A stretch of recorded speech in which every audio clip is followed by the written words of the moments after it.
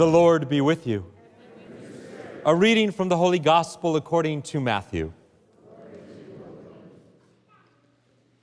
After he had fed the people, Jesus made the disciples get into a boat and proceed him to the other side, while he dismissed the crowds.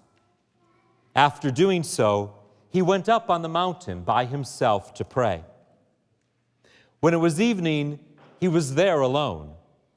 Meanwhile, the boat, already a few miles offshore, was being tossed about by the waves, for the wind was against it. During the fourth watch of the night, he came toward them walking on the sea. When the disciples saw him walking on the sea, they were terrified. "It is a ghost," they said, and they cried out in fear. At once Jesus spoke to them, "Take courage, it is I. Do not be afraid." Peter said to him in reply, "Lord, if it is you, command me to come to you on the water." He said, "Come." Peter got out of the boat and began to walk on the water toward Jesus. But when he saw how strong the wind was, he became frightened, and beginning to sink, he cried out, "Lord, save me."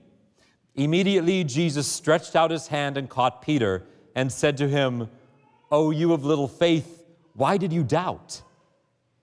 After they got into the boat, the wind died down. Those who were in the boat did him homage, saying, "Truly, you are the Son of God." The Gospel of the Lord. Praise to you, Lord Jesus Christ.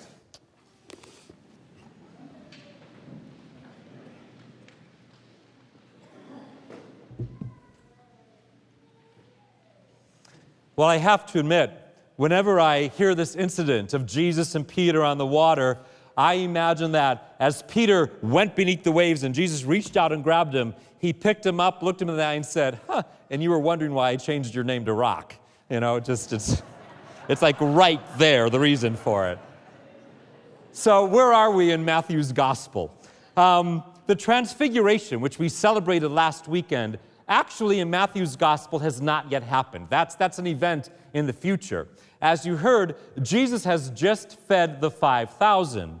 And this incident that happens today that we hear about is the first time, I would say, in Matthew's Gospel when Jesus really is manifested as something more than just one of the guys or one of the rabbis.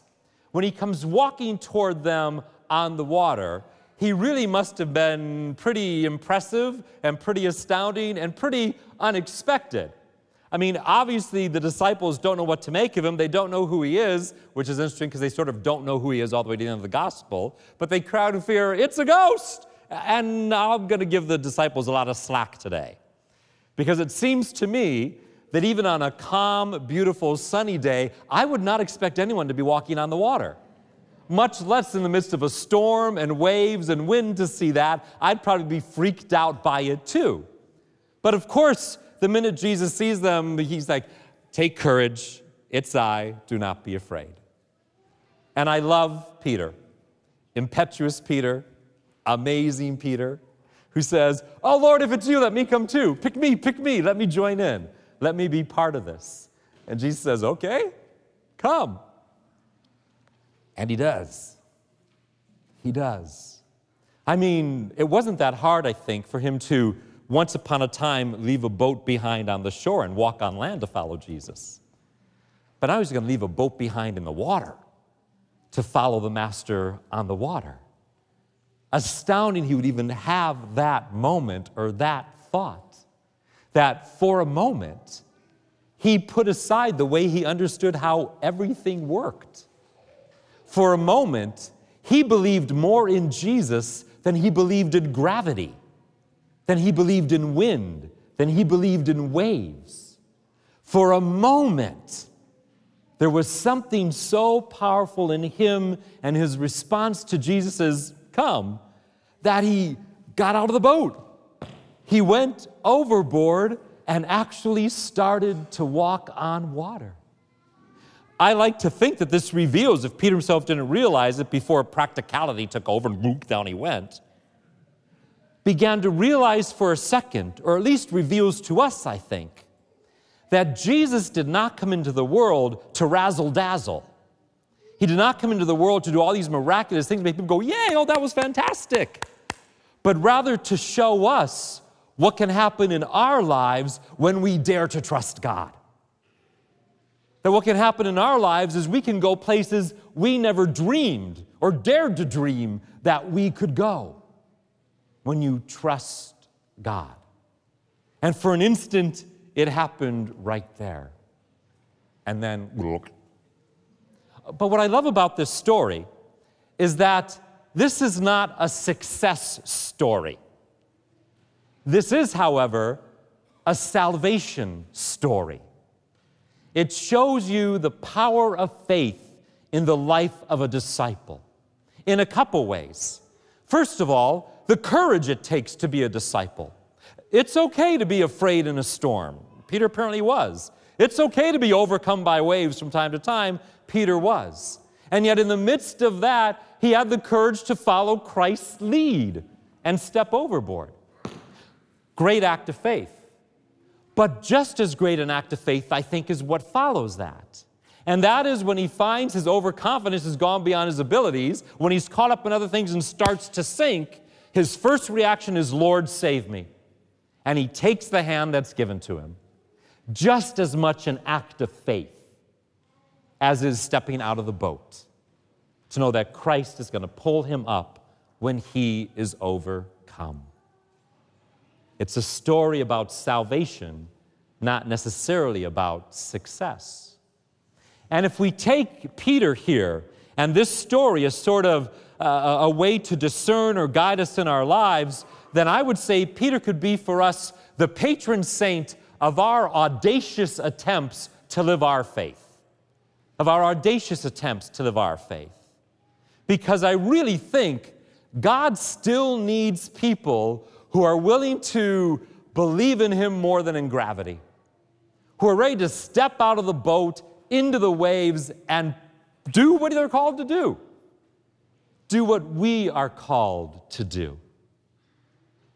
And that is to bear witness to God in the world and the truths he's revealed. I think in a very real way, our species, humanity, we are something like the disciples in the boat, all right? Now, these are men who are fishermen. They've spent a good part of their life on the sea, dealing with the weather. They've got skills. They've got abilities. They know the Sea of Galilee. They live there. But in this moment, all of their human abilities don't get them what they need. All of their human abilities fail them. They're up against the wind, they're up against the waves, and it's panic time. We as a race, I think, are something like that. We have all these abilities and all these skills. The things we've invented, the way we think, the way we explore the universe is astounding. I mean, as we've experienced this week, we have managed to create some of the most impressive and terrifying machines of war ever. But we've yet to come up with a machine that gives us peace. Somehow that which really counts, our human skills aren't getting there. You know, we can put a man on the moon. We can put a robot on Mars. But we've yet to figure out how to put food in everybody's stomach. I was listening to KCBS yesterday, and they were reporting that 30 to 40% of the food manufactured in this country is thrown out before it ever gets to consumers' hands because of an expiration date. 30 to 40%. We can do better. We managed to listen to the beautiful song of whales in the depth of the sea. But so often we miss the wails of our brothers and sisters in pain or in need. Those who have a face and a name to God that the rest of us walk right by and don't acknowledge with even a little bit of human decency. We can do amazing things as a people, but it's only getting us so far. Only so far. And then out there, on the water, in this storm, in this tempest, in the waves, in the wind, there's this figure. What is that? It's a ghost. I don't know what it is. For the most part in our culture, everybody has at least heard of Jesus.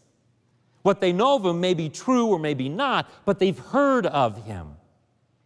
For some, he's something like a ghostly image out there. I have no idea what that's about.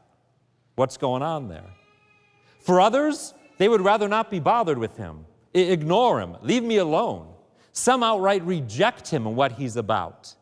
Many, like maybe the disciples, maybe like us, we don't know what to expect of him. He seems to be doing the impossible. But every now and then someone steps up and says, maybe I'll do that too. And honestly try to bring love and peace and healing and truth to the world. He's out there saying, come into this storm, into this wave, come out of the boat, and let's get to work. There's things to be said, things to be done, truth to be spoken, healing that needs to be done in the world. And we are the people he's given that message to. We're the people with his truth. We're the people with his mission. And yes, I know in our society there are a whole lot of countervailing winds blowing against us.